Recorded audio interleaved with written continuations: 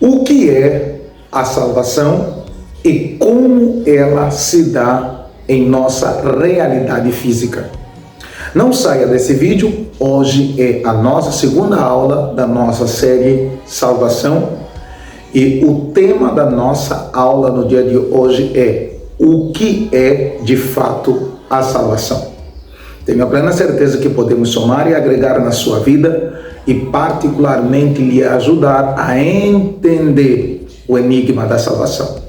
Particularmente, quero nesta aula ser objetivo em alguns pontos cruciais que podem agregar, podem somar com a sua vida, tendo em conta que Deus não nos salvou por acaso. Há uma razão por Ele ter nos salvado. Há um propósito por que Deus nos salvou. E isto é importante ser entendido à luz da verdade bíblica. Particularmente, definindo a palavra salvação no grego, ela é a palavra sozo. E a palavra sozo, ela tem vários significados. Pelo menos 3 dos significados da palavra sozo é cura, libertação e transformação interior. Você precisa, e tanto quanto eu, entender que ser salvo é ser curado, é ser libertado e transformado de uma realidade pecaminosa. Ao irmos para a nossa definição, para que a gente possa fundamentar esta aula, em nossa definição, a palavra salvação, mais uma vez, é o ato pelo qual Deus liberta o ser humano do pecado, da morte espiritual e da condenação eterna, restaurando-o à comunhão com Ele. Significa que o primeiro ponto pelo qual Deus nos salva não é para nos usar, nem muito menos para derramar o seu poder sobre nós para que operemos sinais e maravilhas. Não. O primeiro propósito pelo qual Deus nos salva é para que Ele nos restaure a comunhão com Ele. Quando eu e você somos salvos, e particularmente é isso que aconteceu com a minha e com a sua vida, Deus nos restaura a comunhão com Ele mesmo. Deus não nos salvou para sentarmos em uma cadeira. Deus não nos salvou para que a gente ficasse dentro de um sistema religioso em que não teríamos a oportunidade de desenvolver o nosso relacionamento com Ele. Não. O propósito pelo qual Deus nos salvou, Ele nos salvou para que nós possamos desenvolver uma vida ao lado dele. No Novo Testamento, toda vez que acontece a salvação, que naturalmente é sotéria, a palavra sotéria, isso implica dizer que Deus liberta alguém da condenação. Deus cura alguém das consequências do pecado. E Deus assegura de que, para além desta vida, há uma outra vida para se viver após a morte. Significa que Deus garante que, através da salvação, você acesse uma vida além desta. Nós não só vivemos para a nossa realidade, não só vivemos para os nossos planos, nós vivemos para a realidade de Deus.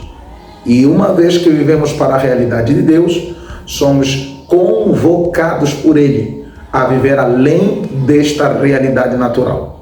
Você sabe que nós, uma vez que temos a salvação garantida em nós por meio da fé em Jesus Cristo, nós temos acesso à vida eterna. E a vida eterna não começa desde o momento em que a gente vai chegar no céu. A vida eterna começa desde o momento em que nós somos salvos. Em Mateus capítulo de número 1, versículo de número 21, diz a Bíblia Sagrada o seguinte: e ela dará à luz um filho, e chamarás o seu nome Jesus, porque ele salvará, sozoi, o seu povo dos seus pecados. Jesus nasceu com o exclusivo propósito de salvar. E aí vem uma revelação poderosa. A salvação é um pacote completo. Dentro desse pacote tem cura, tem libertação, tem milagres, tem sucesso, tem avanço, tem prosperidade, tem riqueza, tem tudo de bom que o reino de Deus possa nos favorecer por meio da salvação. Razão pelo qual a palavra vem sozoi, que uma vez que Jesus nasceu para nos dar a sozoi, Jesus nasceu para nos dar um pacote pleno de toda a realidade divina que o céu possa dar a um ser humano aqui e agora. Então, nesta aula ainda, quero que você entenda a necessidade de ser salvo. Sim, quando você abre a Bíblia em Romanos capítulo de número 3, versículo de número 23, porque todos pecaram e destituídos estão da glória de Deus, resume que a salvação é necessária por causa da condição caída do ser humano.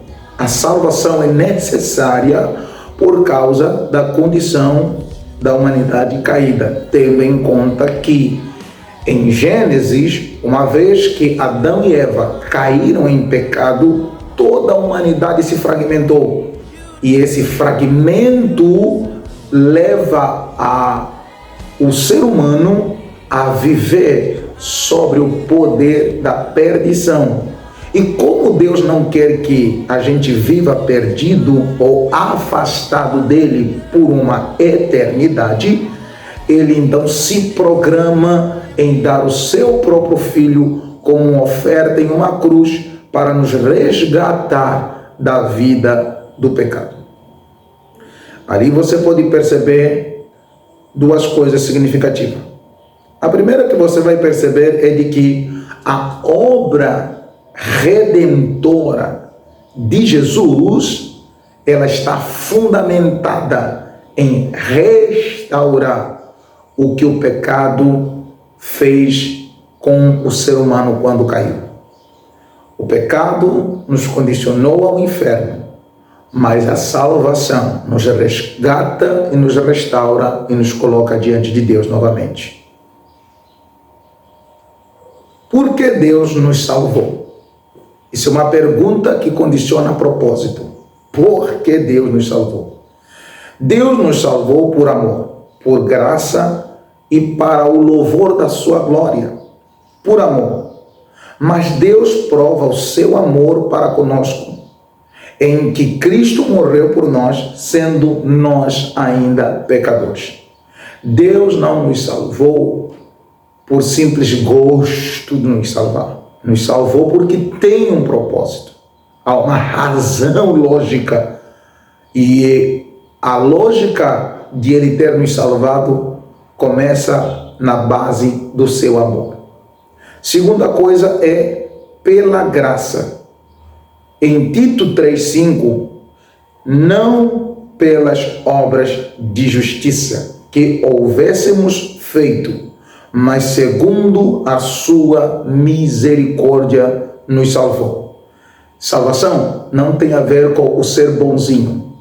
Você pode ser o homem mais bom, mas você pode estar condicionado ao inferno, só porque não aceitou a salvação em Cristo.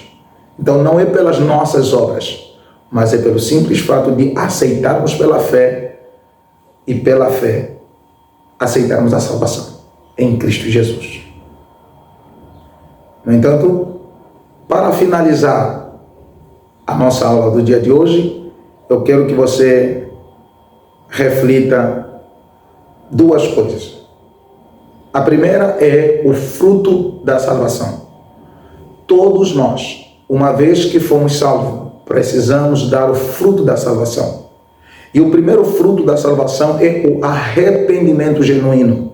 É quando eu e você, independentemente das práticas pecaminosas que possamos cometer ou cair, tenhamos em nossa consciência a atitude genuína de nos arrepender.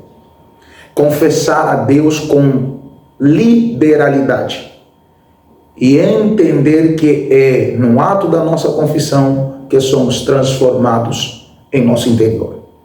A segunda coisa é o fruto do Espírito que se estabelece no dia que somos salvos. Significa, se o pecado tem os seus frutos para a condenação, a salvação, por meio do Espírito Santo de Deus, que veio habitar em nós, através do Senhorio de Jesus, dá os seus frutos. E um dos frutos que o Espírito Santo produz em nós é a certeza de que somos filhos de Deus e fomos designados à eternidade. Espero que essa aula tenha agregado na sua vida e te feito compreender um pouco sobre salvação. Deus te abençoe e tudo de bom.